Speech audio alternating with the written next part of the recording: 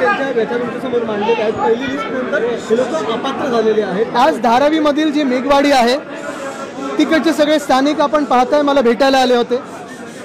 ह्या लोकांनी अदानी समूहावर असेल महाराष्ट्र शासनावर विश्वास ठेवून सर्वे करू दिला आणि सर्वेमध्ये आपण पाहतोय पहिलीच यादीमध्ये 80% लोकांना अपात्र ठरवलं. हा समाज जो आहे मेघवाडीमध्ये राहणारा जवळपास 150 वर्ष हा तिथे राहतोय. सगळं काही स्लम एरिया नाही आहे पण तरी देखील सर्वे केला आणि सर्वे झाल्यानंतर 80% लोकांना अपात्र ठरवून ह्यांना देवनारच्या कचऱ्याच्या ढिगाऱ्यावर पाठवणार हे अदानी ह्याला आम्ही विरोध करणार म्हणजे करणारच. मुंबई ही निगोशिएबल नाही आहे. मुंबईसाठी धारावीसाठी आम्ही लढत राहू आणि कुठच्याही मालकाच्या घशात हे जाऊ देणार नाही. पण दिवसेंदिवस तुमचा लढा आक्रमक होतो परंतु देखील अदानीकडून देखील वेगवेगळे पावलं उचलली जात आहेत. त्यांनी कुठचीही पावलं उचलल्या ते माहीर आहेत. जेव्हा जेव्हा मी अजून एक पाहतो सोशल मीडियावर मी जेव्हा ह्या धारावीबद्दल लिहितो जास्तीत जास्त भाजपकडून ट्रोलिंग शिव्या आरोप हे धारावीच्या आणि अदानीच्या विषयावर होत आहेत. भाजपबद्दल बोला तर कोणी ट्रोलिंग करत नाही कारण ते भाजपचे ट्रोल्स नुसतं अदानीवर आता अवलंबून आहेत. कितीही त्यांनी आक्रमक झाले तरी मुंबईसाठी आम्ही लढू आणि जिंकू. बाकी SRA प्रकल्पामध्ये आहे त्या जागेवर पुनर्विकास होत असतो मात्र धारावीमध्ये देवनार असेल. बिलकुल मी हेच सांगत आलेलो आहे की 2 मागण्या महत्त्वाच्या आहेत ह्याच्यात. पहिलं म्हणजे पात्रता ही 2022चा कट ऑफ ठेवावी आणि दुसरं म्हणजे जसं सगळीकडे SRAमध्ये इन सिटू रिडेव्हलपमेंट होते तिकडच्या तिकडेच त्यांना घरं मिळतात तिकडच्या तिकडेच त्यांना घरं मिळाली पाहिजे. कारण धारावी हा कदाचित जगातला सर्वात मोठा जमीन घोटाळा असू शकतो. आत्ता जे काही आमच्या कानावर येतं आहे ते FSI 1.33चा प्राप्त होण्यासाठी अदानी हे टॉयलेटचा देखील सर्वे करतायत आणि ते देखील प्रॉपर्टीमध्ये दाखवत आहेत.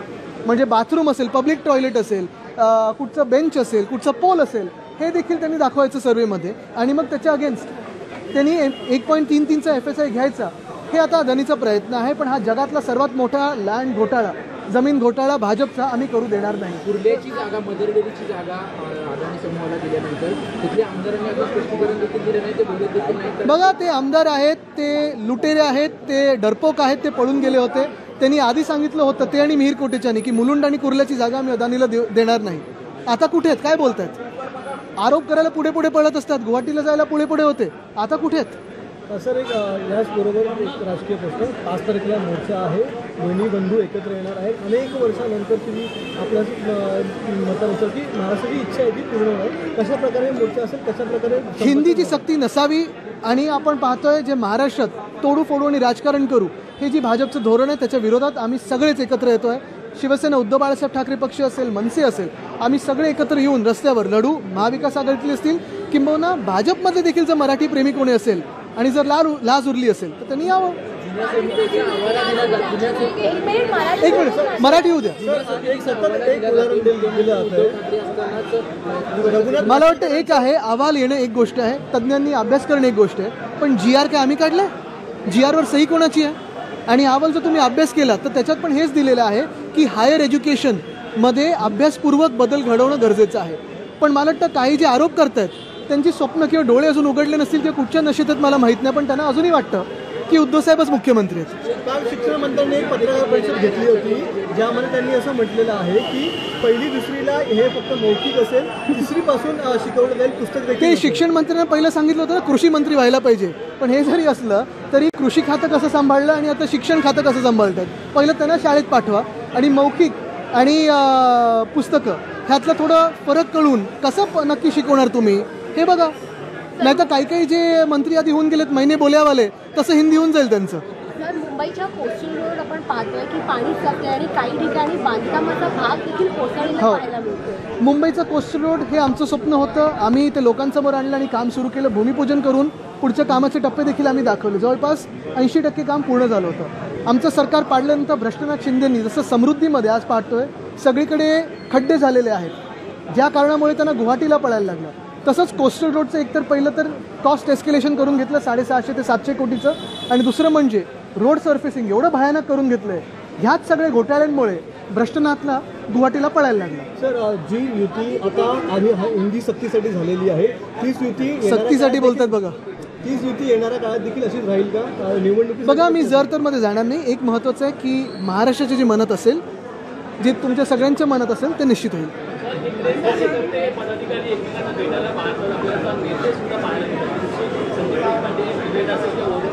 माझी भेट त्या कॉन्क्लेव्हमध्ये झाली आणि मी तसं सांगितलं की भांडण कुठचंही नाही, महत्त्वाची गोष्ट म्हणजे महाराष्ट्राचे जे म्हणत असेल ते होईल. ज्या पद्धतीने आता दोन्ही ठाकरे बंधू एकत्र आलेले पाहायला मिळतात तेही मराठीच्या मुद्द्यावरती येणाऱ्या काळात महापालिका निवडणूक आहे, तर हीच युती जी ती कायम राहू शकते का? बघा, एक महत्त्वाचं आहे की प्रत्येक गोष्टीत राजकारण पाहू नाही शकत आपण.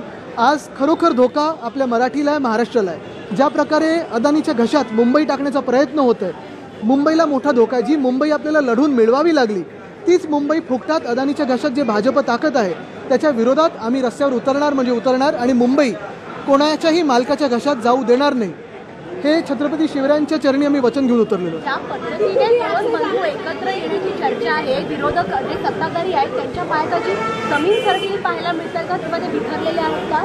काहीतरी गडबड तर झाली निश्चितपणे, म्हणूनच तर सगळे प्रयत्न आहेत की दोघेही एकत्र येऊ नये म्हणून.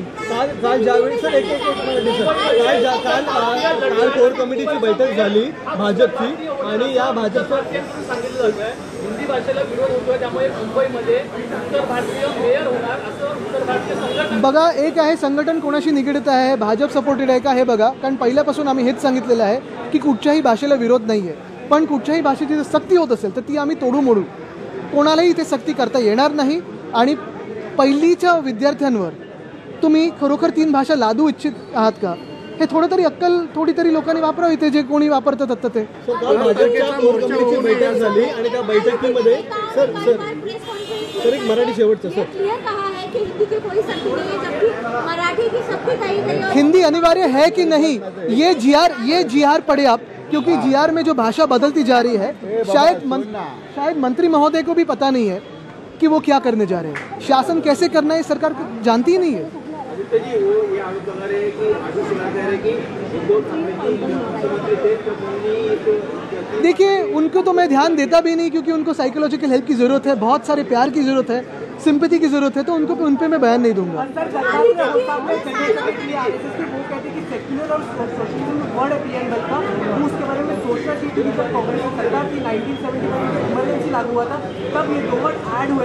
ये लक्ष्य विचलित करने के लिए है. महाराष्ट्र में जो हिंदी की सख्ती है उससे नज़र हटाने के लिए है. महाराष्ट्र में जो अदानी ज़मीन खा रहे हैं उससे नज़र हटाने के लिए. ये सारी बातें तो संघ करती रहती है, लेकिन मैं संघ से एक ही सवाल पूछना चाहता हूँ कि आपके बहुत सारे कार्यकर्ता, जैसे भाजपा के कार्यकर्ता हैं, बहुत ही मेहनत करते हैं, आंदोलन करते हैं, जेल जाते हुए, लाठी खाते हुए पिछले 25 सालों में बहुत आगे आए, भाजपा की सरकार चुन के दिए हैं, और ये सब करने के बाद जो भ्रष्ट मंत्री महाराष्ट्र के शासन में बिठाए हैं, क्या उनको ये मान्य है? क्या सारे के सारे जो जिन पे भ्रष्टाचार के आरोप है आज संघ के सर पर बिठाए गए हैं, क्या संघ को ये मान्य है? अगर है तो आनंद है.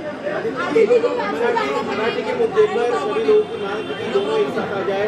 अब मराठी के मुद्दे पर, मराठी भाषा के मुद्दे पर हम दोनों, आप यार और एक साथ आ रहे हैं, एक ही मोर्चा निकालने वाले हैं, बाकी और भी लोग रहेंगे, क्या कहेंगे? हमारी तो यही इच्छा है कि जो भी महाराष्ट्र प्रेमी है, मराठी प्रेमी है, साथ में है. आदित्यजी, गुलाबराव पाटलांनी काल एक भयंकर स्टेटमेंट केलं की तुम्ही जे काय खाताय, जे काय कपडे हे करताय ते आमच्यामुळं आणि आम्हीच देतो. लोणीकरांनी सांगितलं. बबनराव गुलाबराव पाटीलनी नाही सांगितलं, ते लोणीकरांनी सांगितलं. लोणीकर भाजपचे नेते. बरोबर आहे. आणि हेच मस्ती ते दाखवतात सगळीकडे, कारण ह्याचं एकच कारण आहे, जनतेतून निवडून नाही आलेत, निवडणूक आयोगाच्या आशीर्वादाने आले. हम एक विषय पे साथ में आए हैं और महाराष्ट्र की एकता दिखेगी. सर, काल भाजपच्या कोर कमिटीची बैठक झाली ज्यामध्ये देवेंद्र फडणवीस यांनी आदेश दिलेले आहेत की सगळ्याच ठिकाणी आपण महायुती म्हणूनच लढणार आहोत. तर काय वाटतं, दोन भाऊ एकत्र येतात याचा परिणाम हा दिसतो? मला वाटतं एक आहे निश्चितपणे की जेव्हा महाराष्ट्र एकत्र येतो तेव्हा भाजपचं जे राजकारण आहे, महाराष्ट्राला तोडाफोड आणि राज्य करा, ते फेल होईल हे आता त्यांना कळायला लागेल. धन्यवाद. महाराष्ट्रातील ताज्या बातम्यांसाठी बघत रहा टाइम्स टुडे टीव्ही. सोबतच शेअर करा, सबस्क्राईब करा आणि बेल आयकॉन प्रेस करा.